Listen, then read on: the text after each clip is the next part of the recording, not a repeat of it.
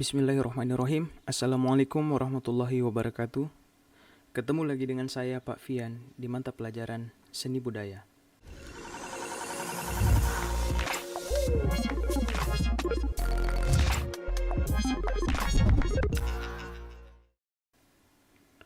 Sebelumnya Bapak ingin minta maaf karena di video pembelajaran kali ini facecam Bapak tidak diaktifkan.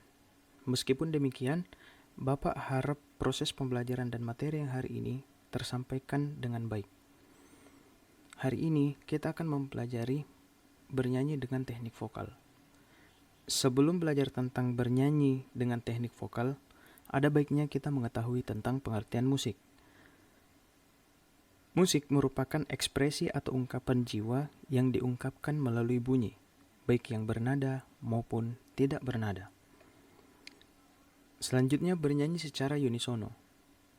Secara pengertian, bernyanyi adalah bermusik dengan menggunakan organ suara manusia, organ suara dalam yang menjadi alat musiknya. Oleh sebab itu, saat kita demam, batuk, pilek, atau menderita gangguan suara pernapasan, kita tidak dapat bernyanyi dengan baik. Sedangkan unisono adalah bernyanyi satu suara seperti menyanyikan melodi utama sebuah lagu. Lagu-lagu daerah yang merupakan warisan budaya dapat dinyanyikan dengan cara unisono. Jadi, dapat disimpulkan bahwa bernyanyi secara unisono adalah bernyanyi bersama-sama dengan membunyikan satu suara atau melodi utama dalam sebuah lagu. Berikut adalah contoh video dari bernyanyi secara unisono.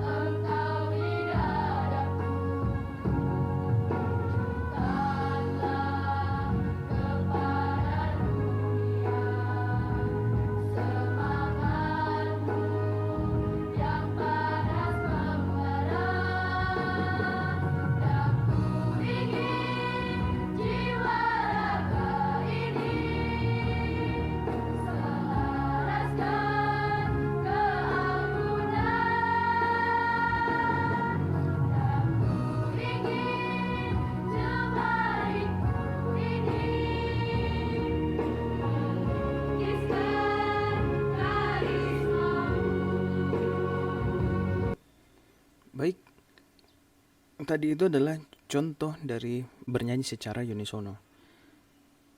Sebelum kita melakukan bernyanyi secara unisono, tentu kita perlu mengetahui teknik-teknik yang digunakan saat bernyanyi. Maka dari itu, mari kita beralih ke teknik vokal. Sebenarnya, saat kita bernyanyi, itu membutuhkan banyak sekali teknik vokal. Sebagai tahap awal, kita akan mulai mempelajari 3 teknik dasar. Apa sajakah itu? Yang pertama adalah artikulasi. Yang kedua, frasering. Dan ketiga adalah intonasi. Artikulasi adalah teknik pengucapan kata demi kata yang baik dan jelas.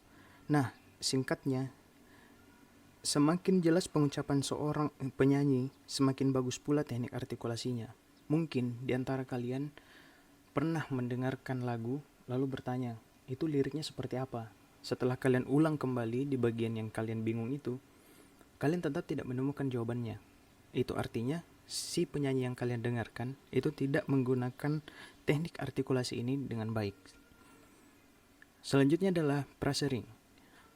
Frasering adalah aturan pemenggalan kalimat yang baik dan benar, sehingga mudah dimengerti dan sesuai dengan kaidah yang berlaku. Yang ketiga adalah intonasi. Intonasi adalah tinggi rendahnya suatu nada yang harus dijangkau secara tepat. Itu tadi adalah 3 teknik dasar saat bernyanyi. Selain dari teknik vokal, perlu untuk kita ketahui teknik pernapasan saat bernyanyi.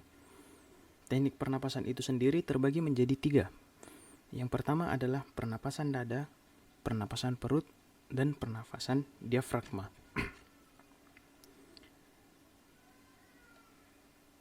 Pernapasan dada dilakukan dengan cara mengisi udara dalam paru-paru bagian atas. Saat menggunakan pernapasan dada, bagian tubuh yang mengembang adalah dada. Teknik pernapasan ini biasanya dipakai untuk menghasilkan nada-nada yang range vokalnya itu rendah. Namun kelemahannya, sang penyanyi akan mudah kehabisan napas karena daya tampung udara cenderung lebih sedikit. Selanjutnya adalah pernapasan perut.